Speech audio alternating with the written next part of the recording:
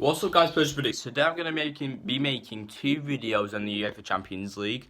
One of them will be reviewing the final playoff round. The teams, all the 6 teams from the playoff round who come together and are the ones who prevail from the Champions League qualifiers. And later on today, I will be reviewing the draw because the draw is in around 2-3 hours time. So I need to do this video quickly. So if it cuts one time, I'm gonna delete a few videos, then put iMovie on or whatever, and then just add another one and continue. So if it cuts out at one point, I'm sorry. Maybe a bit bad like that, but anyway. So I'm gonna be reviewing these games here. Apple, Nicosia, and Ajax. Now, Apple and Ajax was a very interesting tie. It ended 2-0 on aggregate in favour of the Dutch side. Ajax, 2-0 victory at home, 0-0 draw away. Two decent results, to be honest. So the semi-finalists of the UCL last season, and a team that was just clearing the ball away from being in the Champions League final last season, had a shot to win the actual tournament against Liverpool. They are in the tournament now. They beat Apple again, 2-0 on aggregate in the first leg, 0-0 draw in Cyprus. Ajax dominated for the whole game. They had 70%, 75% possession. I'm just going to quickly check that. So in the first leg, they had 72% of the ball, even with a red card in the 80th minute. So there you go.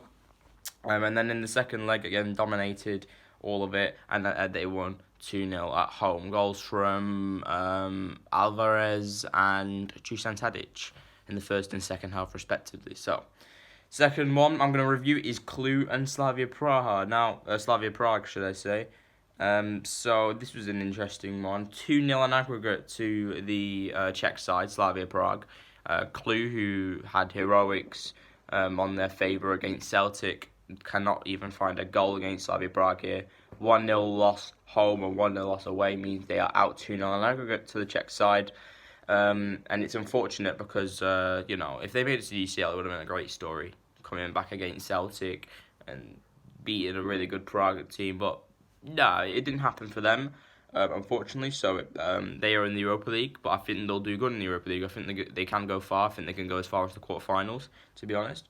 They'll definitely get out of the group, in my opinion. It just depends about the draw tomorrow. So Slavia Prague go through in that one. LASK and Bruges. Bruges win 3-1 on aggregate. Bruges got a 1-0 victory away from home in the first leg, and then got a 2-1 victory yesterday at home in the second leg. LASK lost the first leg 1-0, but then they went into that second leg away. Right, at home, they lost 1-0 in the first leg. Went away from home, knew that if they didn't win, they would have been out. But if they got a 2-1 victory against away at Bruges, they would have gone through in away goals because they lost 1-0 at home. So 2-1 would have been enough. There was a point Bruges took the lead, but when Bruges took the lead, they were always still in the game because 2 goals meant they would have gone through. Then they equalised, and when they equalised with that second, that meant after that, if LASK get the next goal, it's over for Bruges. Bruges got the last goal though and won the game 2-1 on the night because LASK got a red card, I believe, around the 81st minute, if I saw on TV. Yes, Geno Trona, whatever that means. I don't know, whatever that says. Got a yellow card, a red card. I think it was a second yellow card in the 81st minute.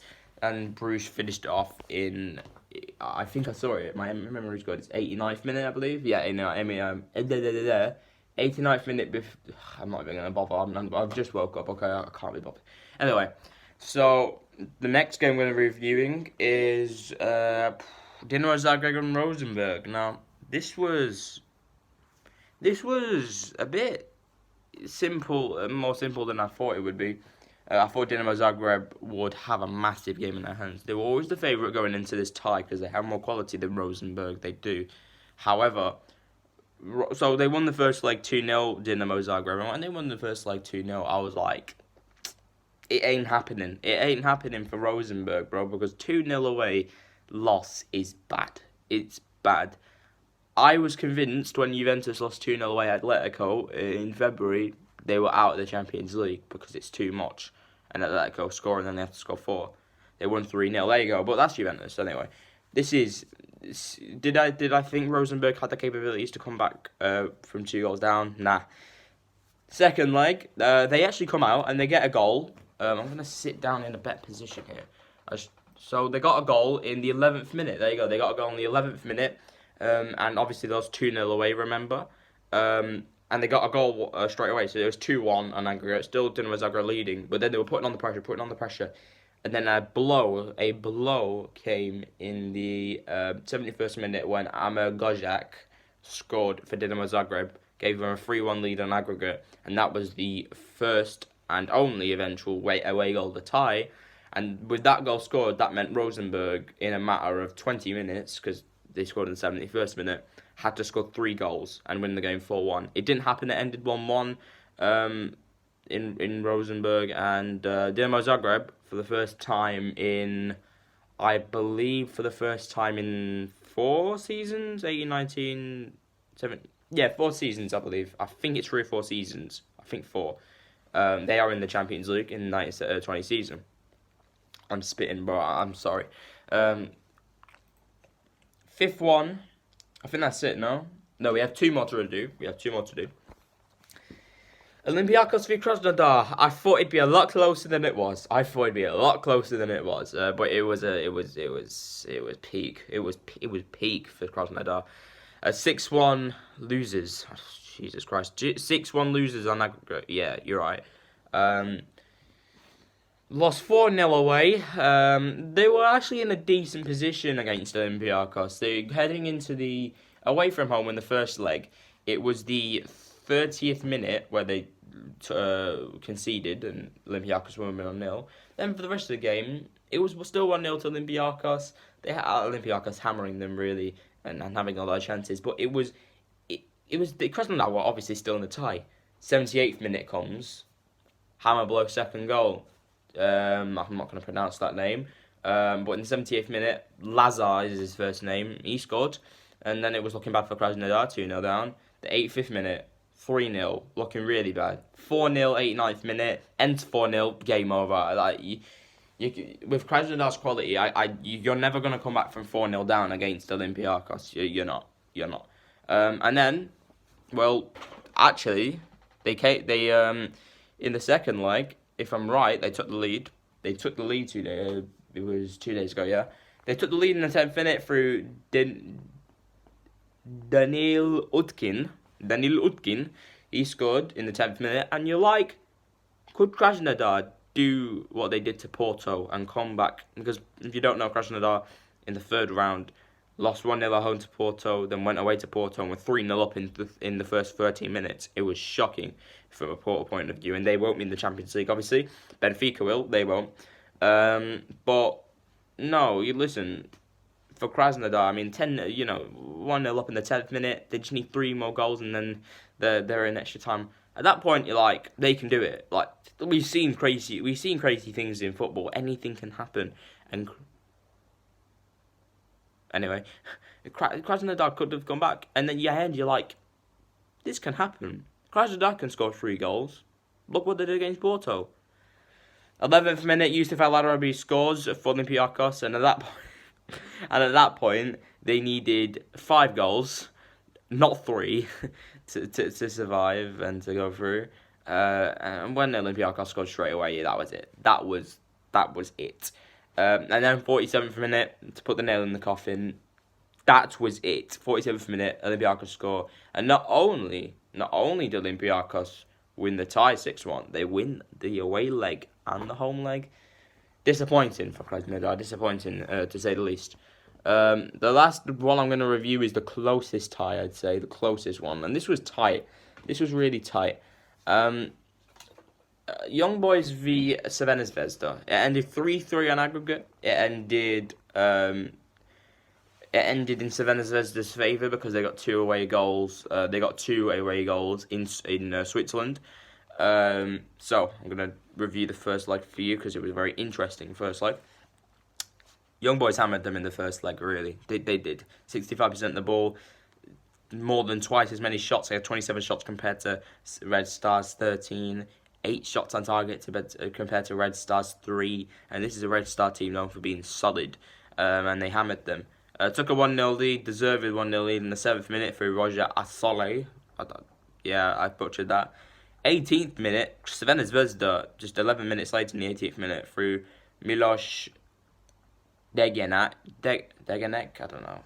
Listen, my accent game's not on fleek today, you know. 18th minute, scored. 46th minute, Mateo Garcia gives Crvena Zvezda a 2-1 lead. Jesus Christ. And then Horo scores in the 76th minute, who I believe was on the bench and came on, which is weird because Horo's like their best striker, I think. Their best forward. Anyway, so it ended 2-2, and obviously going into the leg in Serbia, massive advantage for Crvena Zvezda, knowing a 0-0 and 1-1 draw means they will be going to the Champions League and your young boys in the Europa. Took a 1-0 lead in the second leg. Crvena Zvezda in Serbia. They took a 1-0 lead. They did through Alexa Vukanovic in the 59th minute. Was it a blow? No, it wasn't a blow because it wasn't an away goal. Because at that point, with Crvena Zvezda 1-0 up and 3-2 up in aggregate, young boys just needed 2 goals, win the game 2-1, and you're through. And even if Crvena Zvezda scored just a minute after the 59th minute and took a 2-0 lead, same thing for young boys. They just needed 2 goals and they survived for extra time. So it was never really a blow. You know, young boys were, unless Crvena Zvezda scored 3 goals and took a 3-0 lead, it was never a blow for young boys. You know, it was never a massive blow because they always just needed them 2 goals, really, to once they were losing, they just needed 2 goals to be safe or you go through. If you know what I mean. 81st minute, young boys back in it. You know, they level it 3-3 in aggregate. El Fadou Mohamed Ben Nabouhane, probably some Moroccan who's Arab and has a name like that, related to some French ancestry. But 81st minute, young boys get a goal back. And see, that's the thing. At that point, you have 10-15 minutes to push for that final goal, get a 2-1 victory, and go to the Champions League. Not on away goals, but on aggregate lead. That's why I said young boys were always in the tie unless Crvena Zvezda took a 3-0 lead, which they never did. So there you go. And then they pushed. 96th minute, Toman got a red card for the Serbian side, but they held on to Crvena Zvezda. They held on, and they will be in the Champions League next season. 3-3 on away goals against the Swiss outfit. Both of these teams were actually in the Champions League last season. So yeah, it was interesting to see who'd return, and it will be Crvena Zvezda who return. They deserve it, you know. Both sets of fans are brilliant. I remember after the game when they knew they were in the Champions League, they were chanting to the young boys away support, because there was away support. The young boys away support saying "Auf Wiedersehen." You know, it was, I believe they were saying that anyway. From what I was hearing, it was banter. But you know, Swedish fans actually do have a lot of banter. If you don't know, they actually do. So there you go. There are all the teams. Just to recap the teams: Olympiacos, Crvena Zvezda, Dinamo Zagreb, Ajax, Slavia Prague, and Club Brugge will all be in the Champions League. And Krasnodar, Young Boys, Rosenborg, Apple Nicosia, CFR Cluj, and LASK will all drop down to the Europa League. Commiserations to them teams. You all did very well, in my opinion. Even Krasnodar lost 6-1 very well to beat Porto, to knock out Porto, an achievement in itself. So congratulations to all them teams. They'll all probably do well in the Europa. They'll all get to the knockout stage of the Europa, so it's fine. Will any of these teams make it to the knockout of the UCL between the 6 that are going through? Ajax, I think Ajax can again. Ajax will. I think Ajax will. Bruges, they can. It depends about the group. But anyway, thank you for watching this video. If you enjoyed, please like, subscribe, all that, and thank you.